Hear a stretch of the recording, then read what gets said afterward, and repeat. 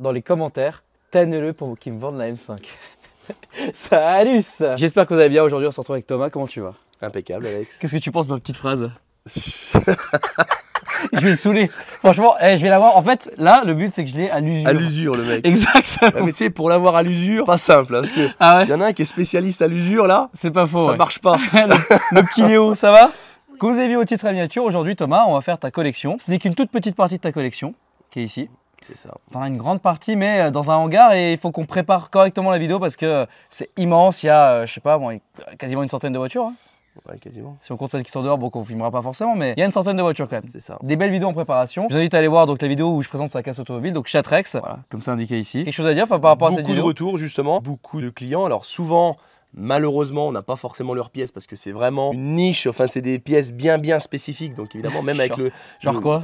Ah, je sais plus, mais il y en a un, il m'a demandé un truc. Il m'a dit: je vous appelle de la part d'Alex, machin. Okay, alors, bon. le gars adorable, mais il voulait un truc. Il n'y a que lui qui a cette voiture-là et la pièce, elle est introuvable, quoi. Okay. Donc, et puis plein d'autres que, justement, on a pu les dépanner et tout. Donc, merci. Ah bah, cool. Merci à toi, merci aux commentaires qui s'abonnent aussi à Chatrex pour suivre un peu l'actualité parce qu'on travaille avec toi, on travaille avec plein de choses, on a plein de projets, on a plein de trucs en préparation. Donc, pas hésiter à nous suivre. Exactement, avec plaisir, dont le projet M5. Et donc du coup, on va faire donc, la présentation de ta petite collection. Alors, on va commencer par une caisse qui d'ailleurs était elle aussi dans Top Gear, parce qu'il faut rappeler quand même que ton Q7 V12 qu'on a présenté déjà était dans Top Gear. Ouais. C'était dans Top Gear, et la M5 était justement aussi dans Top Gear. Exactement, c'était sur l'épisode Allemagne.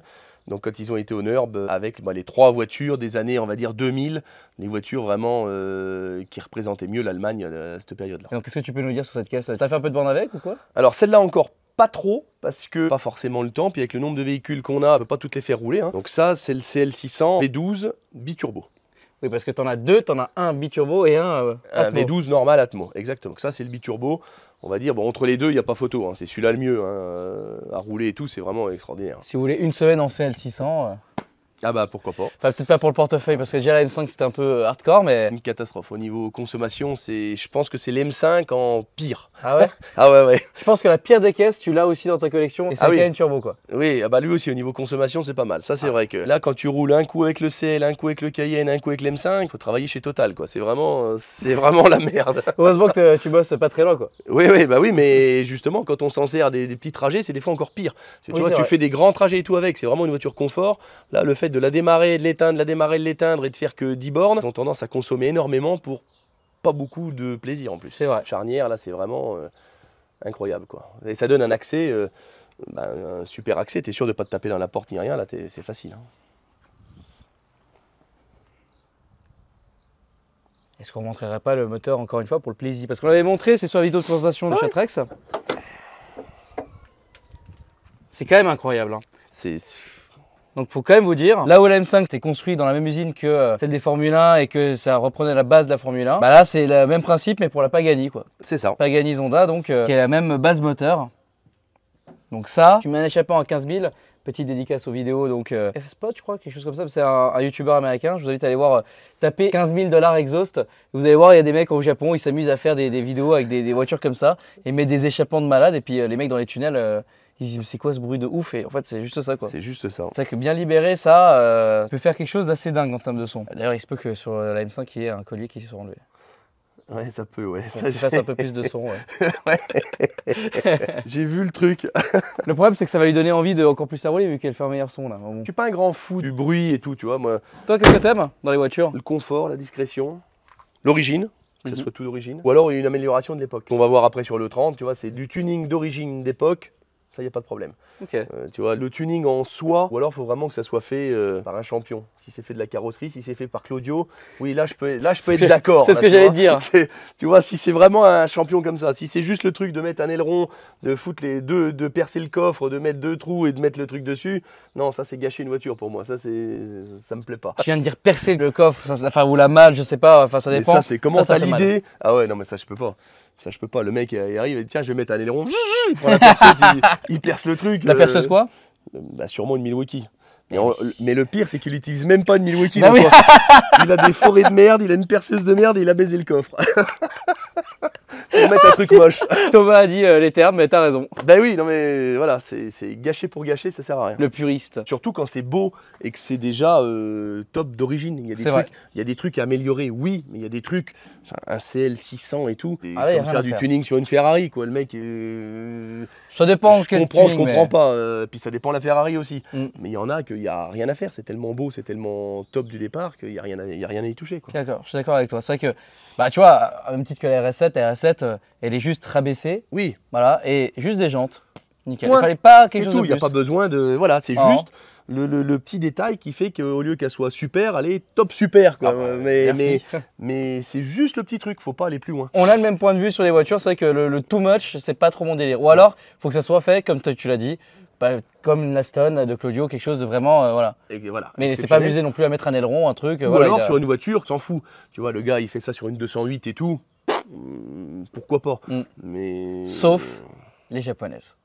Ça, c'est vraiment le truc, c'est fait pour faire du tuning et ça, c'est cool. Ouais. Genre une Nevo, une Sub, et encore les Sub, j'aime un peu moins que ça soit tuning. Evo, mais une Nevo, il faut que ça soit tuning. Ouais, je suis d'accord et pas d'accord. Tu sais, une belle Evo d'origine, c'est bien aussi. Une noire, jante blanche, machin et tout, là, sont belles. T'en as pas une? Non. Je suis pas trop japonaise, mais tu vois, une Evo d'origine, une Impreza d'origine et tout pourrait me plaire. Par contre, Impreza, t'as. Impreza, j'ai, mais dans le coup, elle est plus d'origine. Ouais, elle a un peu de tuning. Et voilà, donc le CL. Et puis ensuite, rien à voir. La Mini de Madame, Perez Works, en Clubman, avec une déco de la reine d'Angleterre. C'était d'origine? C'était un kit déco d'origine. Et je l'ai eu au moment que la reine Elisabeth est décédée. Ah, super. Bon bah voilà, super pour l'histoire. Bah voilà, non mais je l'ai eu à peu près à la même période. Et voilà, par contre, pour faire une photo et une dédicace, maintenant c'est trop tard. Putain, pas mal. Petite Mini Cooper S, bon bah la voiture pour tous les jours, qui va bien, qui est facile pour emmener les enfants et pour aller faire les courses. Ouais, je suis d'accord. C'est plus pratique qu'une Mini normale. Le Clubman, il y a un petit peu plus de coffre. C'est vrai. C'est un petit peu plus logeable. Aussi une petite spécificité, donc tu connais l'historique de la voiture ou pas? Non. Non? Non, okay. Tu vas m'apprendre quelque chose. C'est parti, donc je vous parle aussi du sponsor de la vidéo qui est Car Vertical. Car Vertical, donc la bannière s'affichait, le code promo est Delta, vous bénéficiez de moins 20%. Et donc j'ai vérifié la Mini, vite fait, pendant qu'on était en train de déplacer les voitures, etc. Historique clean, il y a des kilomètres. Ok. Voilà. Tu l'as acheté en 2022? 2022. Elle était en vente en 2022. Ça fait 2 ans. Ouais, ça fait 2 ans. Et 2 ans, il faudra regarder les dates, mais c'est à peu près. Ouais, c'est ça. Je te dis à quelques. Alors quand je dis je l'ai eu en même temps, c'est peut-être à 2 mois près, mais je l'avais en même temps que la reine est décédée. Et ben voilà, donc il n'y a eu pas beaucoup de propriétaires et le kilométrage a été assez bien suivi. Donc voilà, propre, ça vous permet. Il n'y a pas d'accident, il n'y a rien. Enfin, c'est voiture clean. Ça, c'est typiquement un rapport clean. Voilà, c'est un rapport qui est fourni. Avec un peu de détails, ça c'est pas mal, tu vois. Un rapport tranquille. Bon, tu verras sur la vidéo. Super. Voilà. Bonne nouvelle, c'est pas une saucisse. Non, en principe. En tout cas, pas celle-ci. En principe, non. Hein, on y fait gaffe, mais bon, si j'ai pas du tout d'historique, si j'ai aucune trace, c'est les bagnoles, j'achète pas. Moi. Puis des fois, je m'attache. Alors bon, pour une voiture comme ça, une voiture de tous les jours, non, mais pour les voitures de collection, des fois, je m'attache plus à l'histoire qu'à la voiture. Tu vois, des fois, le propriétaire, le truc, l'histoire, il l'a acheté neuve. Tous les petits détails, des fois, c'est ça qui me fait même le plus kiffer que la bagnole en elle-même. Des fois, c'est tout le reste qui va autour. Tu as répondu à une question que j'allais poser. Qu'est-ce qui te fait kiffer l'automobile? Bah voilà, t'as clairement répondu à la question. C'est ça, le gars que tu vois, j'ai connu, son père que j'ai connu, c'était un client, ou tu vois, plein de choses, qu'on l'avait à l'entretien, mais c'est toutes les petites histoires qui m'intéressent. Moi, il y a une histoire là qui vient de me revenir du coup. Tu m'as raconté que je suis un peu dégoûté et que tu étais dégoûté aussi. Qu'est-ce que je t'ai raconté? Je sais pas, on en dit tellement. La Rolls. Ah putain, la Rolls. La Rolls, la Rolls. Ah là. Arrête, la Rolls. Quel enfer. Une Silver Shadow 2 qui était à quelques minutes d'ici. Exactement. Combien le gars la vendait? 3000 balles. Oh putain. 3000 balles tournantes, et j'y suis allé le matin chercher une autre voiture chez le client. On a été débarrassé d'une vieille voiture et puis il y avait celle-là, et puis mon chauffeur est revenu. Il dit tiens Thomas, il y a la Rolls à vendre, et puis je m'en suis pas occupé, et puis quand je me suis occupé 2 heures plus tard, il était 2 heures trop tard. Ça franchement, quand tu m'as raconté l'histoire, j'étais dégoûté. 3000 balles une Silver Shadow tournante. Voilà, alors elle était pas... Bon. Voilà, il y avait sûrement du boulot à faire, mais déjà tu montais dedans à démarrer. Ouais. C'est déjà pas mal. C'est déjà pas mal. Même si tu démarrais, il perdait un litre d'huile, elle démarrait. Elle démarrait déjà. Après, voilà. Je suis dégoûté quand même. Eh oui, mais bon, ça c'est... J'aurais pu te racheter 2 voitures quand même. Non, t'as blague. Mais en parlant d'anciennes d'ailleurs, on est dans le thème parce que... Petite Fiat 500. Ouais. Et ça, c'est quoi un peu l'histoire de la caisse? Alors l'histoire, l'histoire c'est un client qui avait commencé à la restaurer tout le bazar. Puis j'y ai acheté parce que j'aime la forme de la voiture, j'aime la voiture. J'aime pas du tout rouler avec, hein, parce que c'est... Non, mais c'est vraiment... C'est un enfer. Oh, c'est un enfer une Fiat 500. Ce qui me plaît le plus dans ça, c'est l'objet. C'est vraiment l'objet culte, mignon. C'est plus une œuvre d'art qu'une voiture pour moi. Une Fiat 500, et puis dans une collection, tu dois avoir une 2 chevaux, une Fiat 500, une coccinelle. Alors coccinelle, j'en ai pas, mais Mini, tu vois, il y a des voitures comme ça pour moi. C'était un peu le début de ma collection. Quand j'avais 18-20 ans, j'avais dit j'aurai une Fiat 500, j'aurai une Mini, j'aurai une 2 chevaux, j'aurai un combi, que j'ai toujours pas, j'aurai une coccinelle, que j'ai toujours pas, et j'aurai une 911. Pour moi, c'était les 6 voitures. Allez, on va dire, il y a 10 voitures qui sont vraiment mythiques. Et quand tu es collectionneur, à moins que tu sois vraiment spécialisé sur un domaine, mais quand tu veux une collection de voitures, en gros, avec 10 bagnoles, tu as fait vraiment ce que tous les collectionneurs veulent avoir. C'est vrai. Et d'ailleurs, quand tu parles de 911, d'ailleurs, on est en pleine vidéo, une semaine en 911 GTS que je vous invite à aller voir. Quelle 911 du coup tu voudrais toi? Ça serait plus 993, même une 996 mais en turbo. Parce que 996 normale, non. Mais en 996 turbo, ouais. Ah, pas mal, ok. Et puis après, bon, toutes les modernes me plaisent. Oui. Mais tu vois, dans l'esprit collection et tout, une 993 ou une 993 turbo, bon là, c'est Graal, quoi. Et pas une 930 turbo? 930 turbo, non. Oui et non. Ok. La faiseuse de veuve. C'est pas ton délire? C'est très beau et tout, mais tu vois, puis maintenant c'est devenu inaccessible. Hein, ouais, c'est vrai que ça commence à coûter plutôt sévère, c'est vrai. Ouais, c'est un peu cher. Mais bon, en tout cas, voilà, une Fiat 500, et c'est vrai que dans pas mal de collections et dans plein de lieux où je vais, il y a toujours un peu une Fiat 500 quelque part, ou une 2 chevaux. En fait, ouais, t'as complètement raison. La Fiat 500, la 2 chevaux, voilà, quand t'es au bord de la mer, la Méhari. Mais voilà, c'est vraiment le truc. Et c'est pour ça que j'en ai une. Je n'ai aucun plaisir à rouler avec. Mais moi, c'est honnête, et tu le dis, c'est bien. Ah non, mais vraiment, c'est voilà, c'est pour ça que là, bon, on l'a sortie de la grange, elle était sous bâche, sous poussière. On s'en sert pas du tout, mais il m'en faut une dans ma collection. Je comprends. En parlant de collection, l'année dernière, j'ai filmé une collection de BM. J'invite aussi à aller voir. C'est un peu dans ce même type. D'ailleurs, si vous avez une collection, vous aussi, à partir d'à peu près 5-6 voitures comme ça, n'hésitez pas à envoyer un mail sur contact@alphadelta06.com ou c'est dans la description aussi. Puis peut-être qu'on fera une vidéo de ce type-là. C'est vrai que c'est toujours intéressant d'avoir le point de vue des propriétaires. En fait, c'est ça qui est le plus intéressant. Déjà, de voir les voitures, c'est cool. En plus, toi, tu as, pour l'occasion, alors sauf la Mini qui est un daily pour ta femme, et la voiture de ta femme, bah, tu as plein de voitures assez atypiques et qui sont totalement différentes l'une de l'autre, quoi. C'est ça. C'est ça, et c'est ce qui me plaît parce que j'aime toutes les voitures. Et comme les voitures que j'ai, c'est les voitures qui viennent à moi la plupart du temps. C'est pour ça que c'est un peu hétéroclite, qu'il y a un peu de tout. Ouais. Parce que c'est la voiture qui vient à moi. À cause de la caisse. Enfin, à cause de la caisse. À cause de la caisse, exactement. Donc, à cause ou grâce peut-être. Ouais, grâce. Je dirais plutôt grâce, ouais, c'est vrai. Grâce. Donc là, justement, on va regarder après. C'est exactement ça l'histoire. C'est le client, c'est la voiture qui est venue à moi. C'est pas moi qui ai été la chercher. C'est la belle-fille du monsieur qui était décédé et appelé, qui savait que j'aimais bien les voitures, que je collectionnais les voitures. Et dans le coup, elle m'a dit, j'ai une voiture à vous vendre. Donc, c'est un petit E30 en 318 IS. Mais, comme vous le voyez, pour un 318 IS, il y a un kit qui est un peu spécial, on va dire. Et c'est ça qui est très intéressant sur celle-ci. C'est un kit qui avait été vendu neuf, donc chez BM. Hein. Elle est sortie comme ça de la concession. Donc c'est une deuxième main, elle est sortie neuve. Elle a été vendue à Bourges par le concessionnaire BM. Hein. Donc celle-là, toujours restée dans le coin. Donc c'est-à-dire les deux propriétaires précédents. Parce que c'est vrai que tu es du coin de Bourges, hein, la casse. Voilà, en plein centre de la France. Et elle est toujours restée ici. Et elle a toujours été, alors jamais repeinte, jamais rien. Elle est entièrement d'origine. Alors entièrement d'origine, sauf... Attention, parce que les puristes vont sûrement nous mettre un petit commentaire, sauf les phares blancs, qu'à l'époque, justement, les phares blancs, tout le monde avait des phares jaunes et personne n'en voulait. Donc, ils les avaient changés. Ils les avaient échangés contre les phares blancs. Et puis, évidemment, ils n'ont plus les phares jaunes. Donc là aussi, dans les commentaires, s'il y en a un qui a un jeu de phares jaunes, qui veut les échanger contre des blancs ou qui veut me vendre un jeu de jaune, n'hésitez pas, je suis acheteur parce qu'il n'y a que ça qui n'est pas d'origine. Et ça m'intéresse de les avoir. Plein de proprios à l'époque ont fait justement ce changement de phare. Ouais. Et aujourd'hui, c'est l'inverse. Et aujourd'hui, c'est l'inverse. Et moi, pour l'histoire, à l'entreprise, les phares jaunes, on les démontait plus, on n'en faisait rien, on les bénait, quoi. Parce que nous aussi, à l'époque, on nous demandait que les phares blancs. Comme sur les E36 et tout. Tiens, maintenant, on trouve un jeu de phares de E36 jaune, introuvable.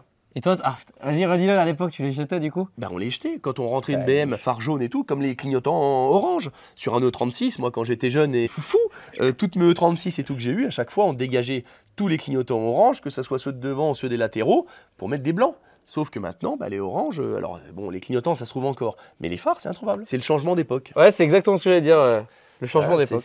Voilà, donc c'est comme les jantes, elle a les belles jantes en 14 BBS. Heureusement qu'ils les ont laissées. Parce que ça, à l'époque, on mettait des jantes en 15. Le gars, c'était le roi. Hein, quand il a mis un jeu de jantes en 15 sur sa BM ou sur sa Golf, c'était le roi de la ville. Là. Tu faisais des rassemblements à l'époque ou des choses comme ça, des runs? Non, très peu. Non, ça jamais. Pas tuning? Non, jamais. Okay. Non, je t'ai dit, moi, voiture d'origine. Déjà à l'époque, j'aimais les voitures d'origine, tu vois, un E36, mes Golf 3 que j'avais pas de Golf 3 tuning ni rien. On mettait juste les phares, les beaux clignotants, vraiment de l'amélioration, mais de l'amélioration d'origine. Alors là, il y a une petite spécificité aussi, c'est l'antenne. L'antenne, oui. Alors ça, c'est pas d'origine. Voilà, il y a deux choses pas d'origine. C'est que l'antenne, elle a été cassée à l'époque. Hein, normalement, c'était une antenne électrique. Et ils avaient remplacé par cette laideur d'antenne. Ouais. Donc là, il faut que je m'en occupe, que je mette une antenne d'origine. Et c'est quoi un petit peu l'histoire, tu sais, par rapport à cette antenne électrique? Eh ben, c'est que les antennes, avant, tu avais l'antenne électrique, puis quand il y avait l'antenne qui dépassait, chaque fois que tu étais garé sur les parkings de supermarchés ou quoi, les mecs ils te pétaient l'antenne. C'est quand même un truc de fou ça. Ça, c'était toujours comme ça, sur les Golf qui avaient l'antenne sur l'aile. Pareil, ça a toujours été. Moi, j'ai toujours eu des Golf avec les antennes cassées, parce que dès que tu en remettais une, tu te la faisais péter dans la semaine. C'est dingue. C'est complètement comme quoi, c'est pas d'actualité, quoi. Alors que là, l'antenne est souple, là, on te la cassait pas. Donc c'est pour ça qu'ils avaient mis ça. Et donc au niveau de l'intérieur, par contre, elle est vraiment clean. Alors là, tu as fait un peu de rallye la dernière fois avec, tu as fait un peu. Voilà. On a été nous, comme on n'est pas loin de Manicourt, on a été au Classic D. Hein, c'est la dernière sortie qu'elle a fait, donc elle était toute propre avant de partir, et puis évidemment on a été au Classic D, il a plu sur la route. L'intérieur est vraiment clinique, franchement un super état, intérieur d'origine quoi. Intérieur d'origine, tu vois, le petit défaut c'est là, elle a un tout petit défaut ici le truc, donc ça faut que le sellier me refasse juste le petit truc qui s'est abîmé, et puis c'est tout. Donc le volant, voilà, le volant il est pas parfait, c'est une voiture qui a 200 000. 200 000 Elle a 200 000. Attends, l'intérieur à 200 000 km. Tout à 200 000. Ah ouais. Juste aussi le pommeau un peu tuning. Le pommeau, je l'ai. Je l'ai racheté chez BM. Faut juste le mettre. Mais tu sais, c'est toujours les cordonniers les plus mal chaussés. Bien sûr. Non, par contre, je suis vraiment étonné pour 200 000 km. Les garnitures et tout. Mais fou. toujours dormi à l'abri et tout, cette voiture. Hein, vraiment. Oh là là, l'état de la caisse. Jamais repeinte, jamais rien. Toute d'origine. Ça mériterait un petit Restore FX qu'on fera aussi dans le garage à Montpellier, atelier d'HC. Restore FX, c'est du revernissage. Ça, tu ponces et tu revernis, quoi. D'accord. Et tout ça à la main, il n'y a pas de pistolet ou quoi, et c'est fait en moins de 24 heures, tu déposes la voiture, tu récupères ta caisse, quoi. Ou même dans la journée, quoi. Si tu veux faire un test, tu feras une journée en vernis 30. Ouais, vas-y, une semaine en E30, ça va être pas mal en vrai. Hein. Et puis on te la revernit, c'est pas con ça, quand on sera ouvert. Allez, peut-être dans quelques mois, on fera une semaine en E30, effectivement. Et puis avec ce modèle comme ça, on consomme pas trop, quoi. Ah là non, c'est bon, le 4 cylindres, là ça va. Ouais, ça va. Tu veux filmer le moteur? Et ce qui est bien, c'est que ça me permet aussi de vous montrer l'arrière du CL600 aussi, on n'a pas montré. Voilà. Ce qui est très sympa aussi, c'est quand tu ouvres toutes les fenêtres. Qu'il n'y a rien. Ouais, ça c'est magnifique. Très stylé. Hein. C'est superbe. Ça m'a toujours plu. Sur ces Mercedes, c'était ça. Tu vois, la première Mercedes, le premier coupé que j'ai eu, c'était un CLK. C'est un CLK 500 que j'ai toujours. Et pareil, hein, c'était la première chose. Et c'est que je montais dedans, j'ouvrais toutes les fenêtres. Elle avait les vitres bleues et pas de montant, et je trouvais ça magnifique. C'est vraiment propre. C'est vraiment super. Je pourrais pas vous dire si aujourd'hui il y a encore des voitures qui ont ça. Oh, ça me dit rien. Ça me dit rien non plus. Mettez dans les commentaires la dernière voiture qu'il y a eu, où ça se trouve il y en a encore une qui est d'actualité. Des coupés cabriolets, les 307 par exemple, 307 CC je crois, ça doit faire ça. Peut-être une 92 coupée au cabriolet, il n'y a pas de montant, il n'y a rien. Ah ouais, peut-être, ouais. Peut-être. Mais en coupé, ouais, en cabriolet, ouais, mais alors en coupé, c'est ça qui est surtout... Ouais.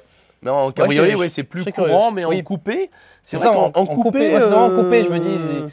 En cabriolet, elles le font toutes, je crois, quasiment. Normalement, quasiment toutes, oui.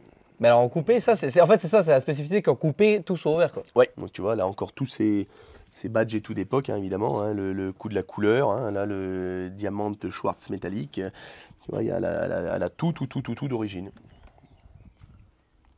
Et dans un bon état, vous voyez, regardez là. Ouais, là, quand je l'ai acheté, en fin de compte, on a rechangé tout ce qui est durite et tout, parce qu'évidemment, comme elle tournait pas beaucoup, et elle n'avait pas tourné depuis, je crois, elle avait 5-6 ans de retard de contrôle technique, en fin de compte. Hein, depuis que monsieur était décédé, il la faisait tourner, mais il s'en servait plus de cette voiture.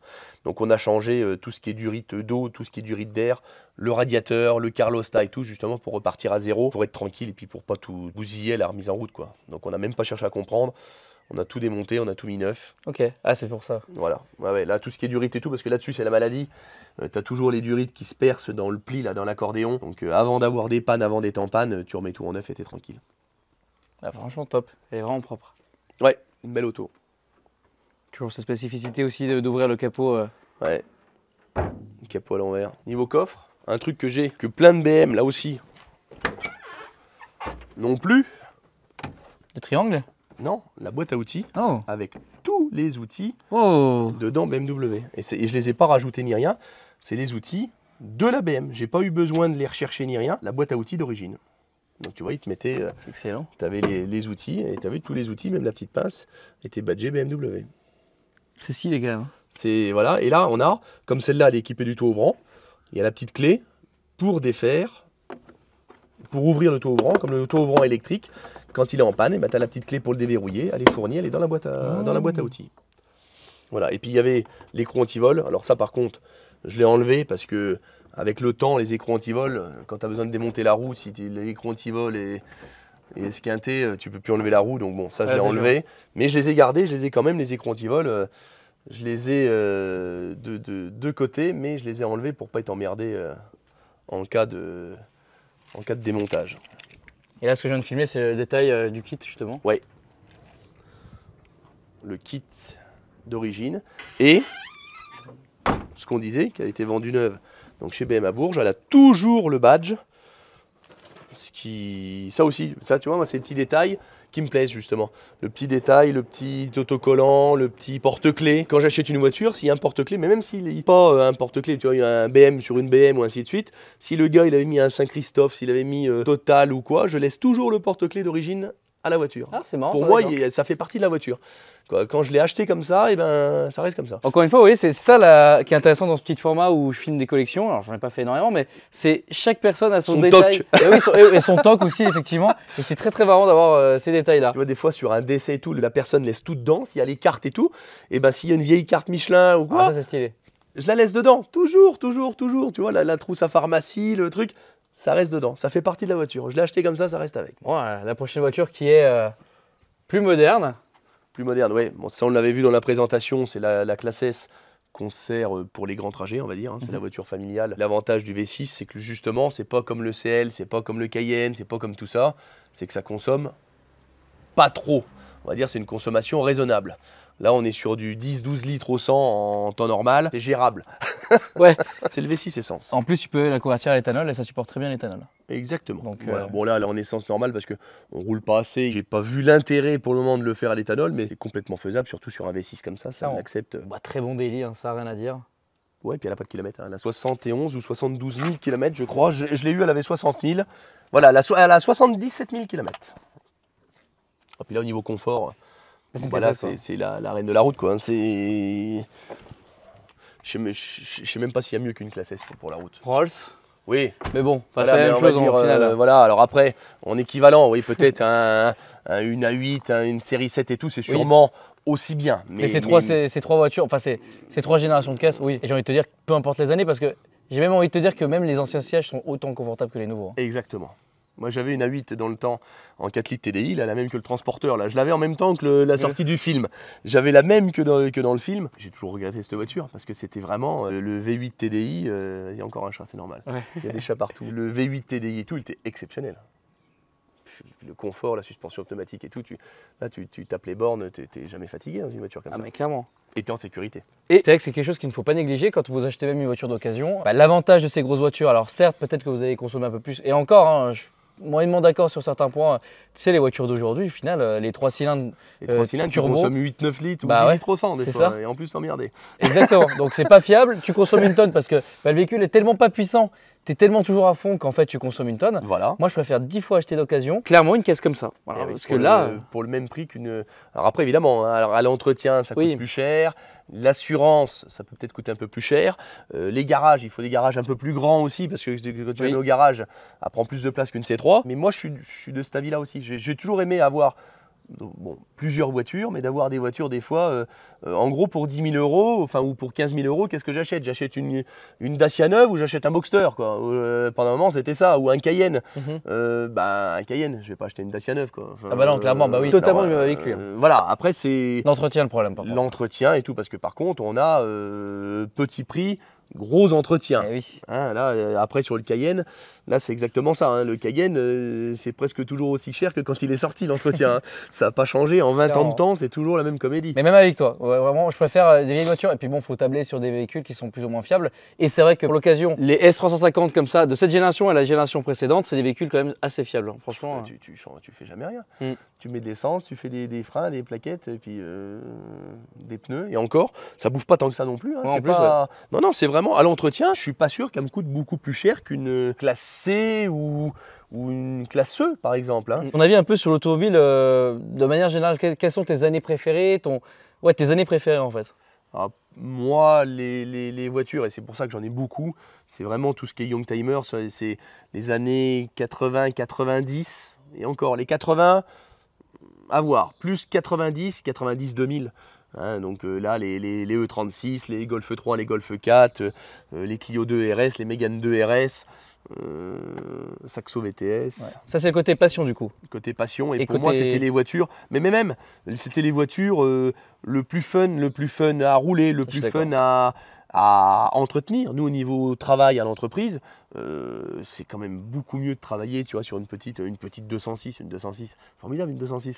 En 10 minutes, t'as tout fait quoi. Non mais voilà, c'est une 206, c'est top quoi. Quand t'es jeune, tu viens d'avoir le permis, il faut une 206, il faut pas autre chose quoi.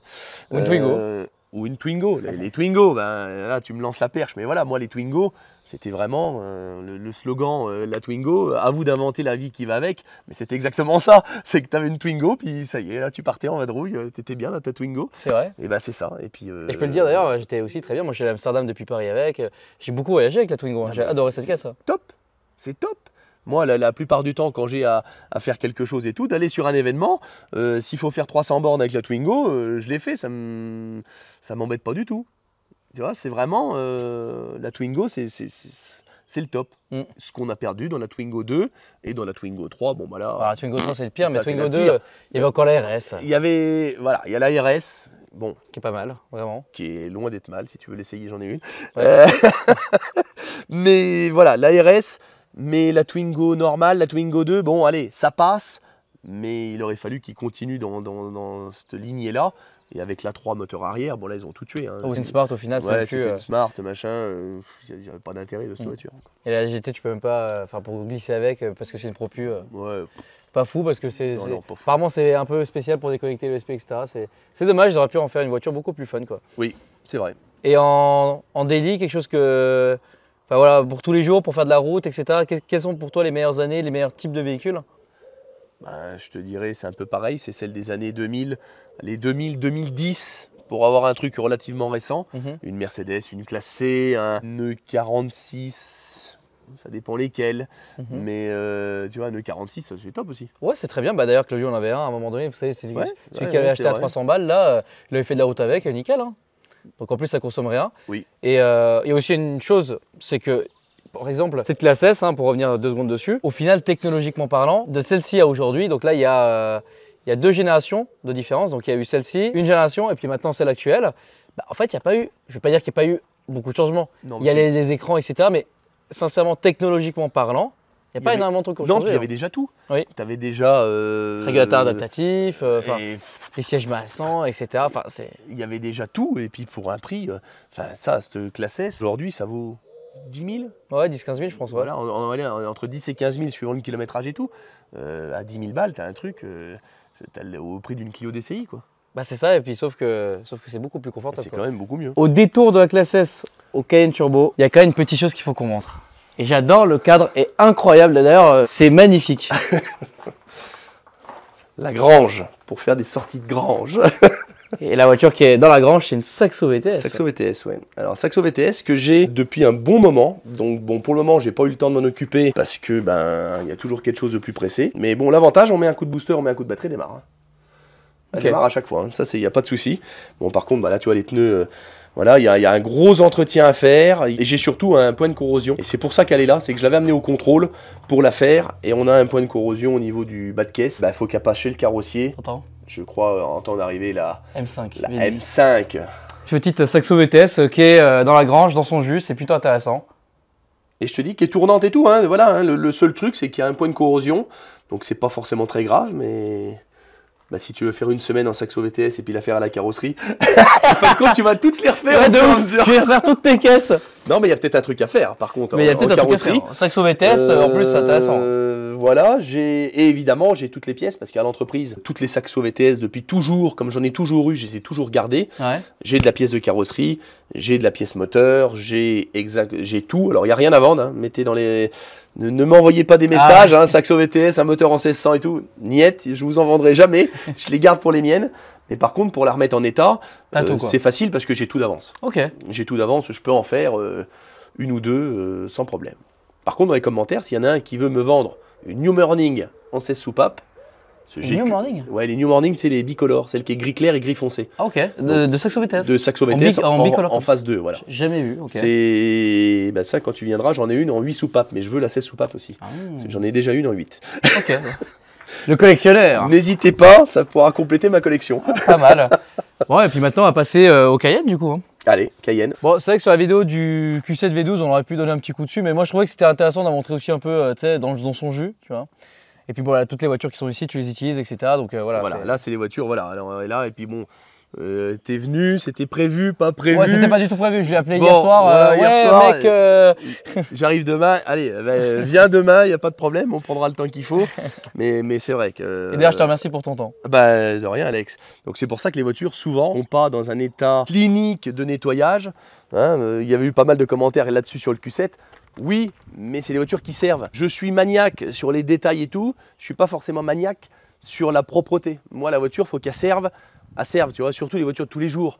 Les voitures de tous les jours, à serre, il pleut, je vais pas passer la peau de chamois, repasser tout le temps l'aspirateur dedans. Voilà, je suis pas la peau de chamois, quoi. Ouais, non, mais il y en a, ils sont maniaco-dépressifs, quoi. Enfin, faut arrêter, quoi. C'est fait pour servir. Voilà. Et on est d'accord là-dessus. Donc, voilà. Par contre, quand il faut la mettre propre, faut la mettre propre.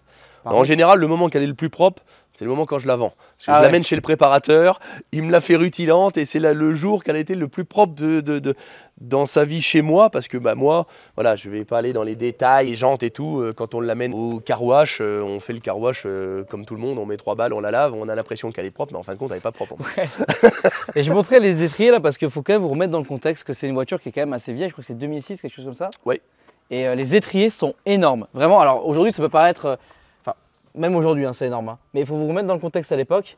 Donc, Porsche sortent le Cayenne Turbo. Oui. Et il y a des étriers comme ça sur un véhicule qui n'est pas sportif, quoi. Oui. Ce qui est assez dingue d'ailleurs. C'était une révolution. Bah, de toute façon, quand Porsche, le Cayenne a sauvé Porsche. Oui, c'est vrai que d'ailleurs, si tu peux un peu raconter ça. Hein. Je ne suis pas un grand spécialiste de la marque. Début des années 2000, c'est en 2002 ou 2003, je crois, que le premier Cayenne est sorti, hein, quand il y a eu le truc. Alors, tous les Porschistes étaient effarés de voir que Porsche allait vendre un 4x4 de luxe, tout le bazar, parce qu'évidemment, une Porsche, c'est une Porsche, hein, c'est une sportive. Mais bah, ils en ont tellement fait, ils en ont tellement vendu que ça a sauvé Porsche de la faillite. Grâce au Cayenne, bah, aujourd'hui, on a des belles Porsche. C'est vrai, ça, c'est plutôt cool, quoi. Bah oui. C'est grâce à ça. Et ils ont su se renouveler, le Panamera, etc. Exactement. Donc la phase 1, c'est vraiment les premiers. Alors, c'est vraiment les premiers, c'est un phase 1. Le seul truc qu'il y a, c'est des feux de phase 2. Alors, je l'ai acheté comme ça, parce que normalement, les feux de phase 1 sont tout rouges. Ils n'ont pas le truc type Lexus, on va dire. Voilà, mais ça, c'est l'ancien propriétaire qui les avait mis, parce qu'il en avait un de cassé rouge. Ah, il s'est dit, vas-y. Et au lieu de remettre un seul rouge, machin, il a mis les deux nouveaux. Bon, voilà, c'est la petite touche de phase 2, alors la petite touche de tuning si on veut, alors c'est pas vraiment du tuning parce que c'est de l'amélioration, c'est des feux de phase 2. Et je préfère le préciser parce que c'est qu'on voit l'avant, on voit ça, on a perdu, mais voilà, c'est pour ça. Et puis, alors moi, ça aurait été moi, il aurait été avec les feux rouges, j'aurais remis les feux rouges, hein, d'origine. Voilà, d'origine. Bon, là, je les ai pas changés, j'en ai pas de rouge. Si j'en rentre un accidenté, alors j'en ai un ou deux d'accidentés à l'entreprise, les Cayenne, mais les feux sont déjà partis, on les a déjà vendus. Donc, sinon, j'aurais remis les feux rouges. Ça n'a pas pris un coup énorme quoi, par rapport aux années. Hein. Non, le seul défaut, et le seul défaut qu'il a, celui-là, c'est qu'il y a le ciel de toit qui se décolle. Ah ça, c'est la maladie. C'est la maladie. Akram l'avait dit sur des vidéos, c'est... Il peut rien, il se décroche. Alors que toutes les garnitures et tout, par contre, eux ont très bien vieilli. Les sièges, le cuir et tout, il n'y a aucun problème. Le volant en bois, alors le volant en bois, c'est pas ma tasse de thé. Mais l'avantage, c'est pas comme le cuir et tout, bah ça s'abîme pas. Tu as toujours le volant qui est en super état, qui est magnifique. Et au pire, il faut revernir et c'est beaucoup moins compliqué que... Ouais, voilà, mais tu vois, il n'y a pas de truc particulier. Bon, tu vois, il y a une petite touche là, bah, le volume, le son, là, bah voilà, peut-être avec les doigts, peut-être avec les bagues ou quoi, je sais pas, c'est ce qui l'escape. Mais sinon, et puis tout marche. Tout marche, t'as pas de problème là-dessus. Alors au niveau fiabilité, au niveau moteur, ils sont connus pour les joints de culasse. Est-ce qu'on peut le voir d'ailleurs le moteur? Alors on va l'ouvrir. Bon, c'est connu pour les joints de culasse. Moi techniquement, j'en ai jamais eu des Cayenne, j'en ai eu plein. J'ai jamais eu de problème de joints de culasse. Ah la vache. Et puis c'est pas parce que une fois Je donne toujours l'exemple, hein, c'est pas parce que mon grand-père est mort du diabète que je vais mourir du diabète. Hein. Voilà, bon, c'est une maladie. Mais voilà, le truc par contre à vérifier absolument sur tous ces Cayenne, sur tous ces V8 et tout, c'est la consommation d'huile. Parce que ça a toujours tendance à consommer un petit peu d'huile et faut les surentretenir. C'est-à-dire qu'il ne faut pas attendre, hein, normalement c'est tous les 30 000, hein, 30, 60, 90 et ainsi de suite, hein, les révisions. Ça n'empêche pas d'y regarder avant, de remettre de l'huile, vraiment d'entretenir. Et je pense que c'est ça le secret, c'est que si c'est super entretenu, ça sera super fiable. Si ça tombe dans les mains de n'importe qui s'en sert comme il sert de sa Clio... Ouais, mais c'est ça le truc parce que... qu'on disait tout à l'heure, c'est que c'est le prix d'une Clio. Sauf, ça reste une Porsche. Donc, il y a de l'entretien et tout. C'est pas comme une Clio, tu mets du gasoil et puis ça marche. Et puis quand c'est mort, bon, bah, au pire, ça coûte 300 balles à réparer. Mais le problème, c'est qu'après, tu arrives avec des gens qui te disent « Ouais, c'est pas fiable ». Mais non, c'est pas que c'est pas fiable, c'est que tu ne l'as pas entretenu en fait. C'est ça le problème. Alors, il peut y avoir des faiblesses. Après, hein, oui, il y a des voitures il y en a, même ça, connu, qui sont entretenues, il peut y avoir des faiblesses. Oui, les Cayenne. Alors je pense qu'on aura plein de commentaires là-dessus. Ils vont dire ah, j'ai tout fait, ça a quand même chié. Oui, ça peut arriver. Ça peut arriver, bien sûr. On est jamais à l'abri. Mais moi, des Cayenne, j'en suis à mon, je sais pas, 6 ou 8e. Enfin bon, de manière générale, effectivement, une voiture qui est mal entretenue, dans tous les cas, que ce soit ça, alors ça c'est encore pire. Que ce soit une voiture à 1000 balles ou à 100 000. Ouais, le plus important c'est quand même de l'entretenir quoi. L'entretien et, je le disais tout à l'heure, mais l'utilisation. Oui, c'est-à-dire que là aussi... pas taper à froid, etc. Pas taper à froid, une voiture diesel, si on fait 3 km par jour pour aller au travail, d'avoir une voiture diesel, ça sert à rien, là il faut une électrique. Oui, une petite Zoé, là au lieu d'acheter une Clio, ou bien acheter une Zoé, là je suis entièrement d'accord. Le bon outil au bon moment. C'est vrai, bah, c'est exactement ça, le bon outil. Milwaukee. Mais voilà. Et par puis exemple, voilà, mais avec une meuleuse, c'est pas une disqueuse quoi. Enfin, c'est clairement ça en fait. Tu peux pas donner un meilleur exemple que ça, effectivement. Le bon outil, il y a un outil qui fait tout. Le bon outil pour le bon travail. Et moi, mon père m'a toujours dit, un outil qui fait tout, ça fait rien. Il n'a pas tort, c'est vrai. Non mais c'est vrai, tu sais, c'est les trucs, ou alors c'est vraiment pour là aussi, en parlant d'outils, mais c'est pour le bricoleur. Mais c'est comme une voiture qui fait tout, une voiture qui fait tout. Elle fait pas quelque chose bien. Elle fait pas quelque chose bien. Mais elle fait tout correctement, on va dire. Voilà, tu vas t'en servir, ouais, mais après tu vas perdre en confort, tu vas perdre en truc. Tu n'auras jamais tout qui va bien. Exactement. C'est pas possible. Et puis en fait, j'avais oublié celle-là. Ouais. L'Alpine, donc ça c'est ta voiture un peu. C'est vrai que toi tu es fan de Renault Sport. Je suis fan de Renault Sport et fan d'Alpine. Ouais. Et donc là...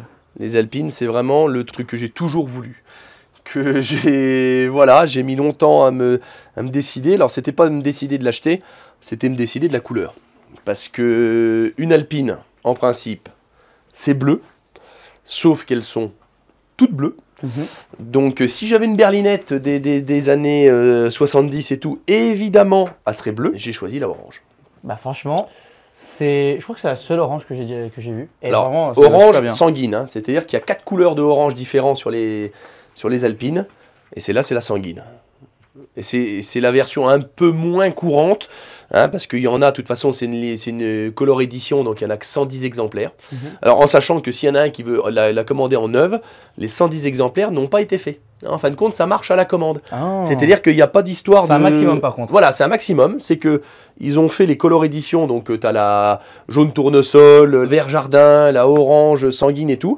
Il y en a 110 exemplaires, mais ça peut durer sur 10 ans. Enfin, tant que les 110 exemplaires ne sont pas tous vendus, eh ben, tu peux toujours en commander une au catalogue. Alors, il y a quelques couleurs que c'est fini. Hein, j'ai plus en mémoire, mais ça, les spécialistes alpines le sauront. Mais la orange... On peut commander, aujourd'hui, on peut commander une R, par exemple. Orange. Ah, et ça peut être n'importe quelle édition, quoi. N'importe quelle édition. Tant que les 110 sont pas... Une GT, n'importe laquelle, tu peux l'avoir. T'es pas obligé d'avoir une S. D'accord. Effectivement, c'est une S. Là, c'est une S. Ma super caisse aussi, avec laquelle j'ai fait une semaine. Et j'ai adoré, franchement. Franchement, c'est... Super compromis, cette voiture. C'est top. Et c'est... Bah, tu vois, c'est la seule voiture moderne, vraiment moderne d'aujourd'hui, que tu as dans ta collection ici, en tout cas chez toi. Oui. Et bah, c'est pas pour rien, c'est parce que c'est vraiment un véhicule, même pour une moderne, bien quoi. Oui. Non mais c'est vrai, tout est bien. Là, le confort, le truc, parce que même qu'on est dans une sportive et tout, on peut se taper 500 bornes. C'est ce que j'avais fait d'ailleurs, j'étais allé jusqu'à Tours avec, depuis Bonnefils. 500 ou 600 bornes, je sais plus, nickel. Pas de problème, pas de problème. Là, l'autre jour, quand on a été à Spa, qu'on a fait Spa, le Nurb et tout, je l'avais on s'est tapé je ne sais combien de kilomètres aller-retour en une semaine. Ouais, quand on est ouvert quand même. Ouais, c'était cool. Bah, d'ailleurs, on était tous ensemble, on était un groupe. Exactement. Toi aussi, tu as laissé les stickers d'ailleurs. Je les ai laissés, ouais, pour le moment. Voilà, mais pas fatigué, rien. Alors que dans ma Mégane RS, ma Mégane 3 RS, ouais, là, c'est... ça tape. En plus, c'est une trophy, donc j'adore ma Mégane. Ma Mégane, elle est super, cette Mégane. Mais à rouler, à faire des longs trajets, c'est fatigant. C'est beaucoup plus fatigant qu'une Alpine. Clairement. En tout cas, ouais, super caisse. Et en plus, ça consomme rien. Alors et ça, en plus, ça consomme rien, c'est vrai. Enfin, faut pas taper dedans, parce que si tu commences à taper dedans, par contre, c'est ce qu'on a dit avant, tu peux vite consommer énormément, quoi. Et le réservoir, vu qu'il est tout petit, ben, et voilà. tu fais pas beaucoup de vent. Là, tu es tout le temps... voilà, on va dire le seul inconvénient, c'est le réservoir qui est petit, ça c'est vrai. Tu es souvent obligé de t'arrêter. Et le deuxième problème, c'est quand il y a du vent. Alors l'écran, la radio, bon, ça, voilà, ça on n'en parle pas, on sait que ça marche pas. Hein. C'est jusqu'en 2022, c'est une cata. Hein. Ouais. Avant 2022, c'est de la merde. Après, c'est moins pire. Il y a du vent, tu vois, quand tu descends dans le Midi et tout, le Mistral et tout. Ah, vu que le véhicule est très léger. Il est très léger du nez, elle a toujours tendance à chercher un peu la route et tout. On va dire, ils n'ont pas rectifié le problème des années 70, des R8, des Renault 8 et des Alpines, qu'à l'avant, à se balader, et ben, c'est toujours un petit peu le cas. Effectivement, et même si c'est un véhicule qui est assez stable, de par sa légèreté, c'est déjà il est bridé à 260, un truc comme ça, 255 ou quelque chose comme ça. Ça doit être un truc comme ça. Et c'est vrai qu'à ces vitesses-là, tu sens que la voiture, faut pas qu'il y ait trop de vent. Ah oui, mais même quand il y a du vent, tu es sur l'autoroute à 140, 140. Quand il y a vraiment du vent, le nez il cherche la route. C'est vrai, ça peut flippant ça. Mais... Voilà, bon après c'est une habitude. Puis voilà, puis bon, bah, évidemment, quand il y a beaucoup de vent, de toute façon tu réduis ta vitesse. Oui. Donc ça va. Mais faut le savoir. Il faut faire gaffe. Faut faire gaffe quoi. Thomas, bah franchement, j'ai adoré faire cette vidéo. Ben, moi aussi, c'est toujours un plaisir. Ouais. J'espère vraiment que vous avez pris un plaisir à regarder. C'est quasiment 1 heure, hein, voilà, ça durait long. Hein. C'est ça. J'adore vraiment partager la passion d'automobile avec quelqu'un, parler automobile et puis voilà, chacun a sa manière d'aimer les voitures et tout ce milieu à sa façon. Et c'était vraiment intéressant d'avoir ton point de vue, vraiment. Super, ben moi c'est un plaisir. Puis c'est une vidéo parmi tant d'autres. Hein. Oui, c'est vrai. On en fera d'autres. Il y en a plein d'autres qui vont se tourner. Il y en a plein d'autres qui vont arriver, mais j'ai hâte. Ouais, non, mais c'est un plaisir parce que vraiment on est entre passionnés et pour les passionnés. Parce que quand on voit les commentaires et tout le monde est justement bienveillant et intéressé. C'est vrai. Eh bien écoutez les amis, si vous avez kiffé la vidéo, n'hésitez pas à la liker, à vous abonner, à commenter. Et nous on vous dit à la prochaine pour de nouvelles aventures. Salut.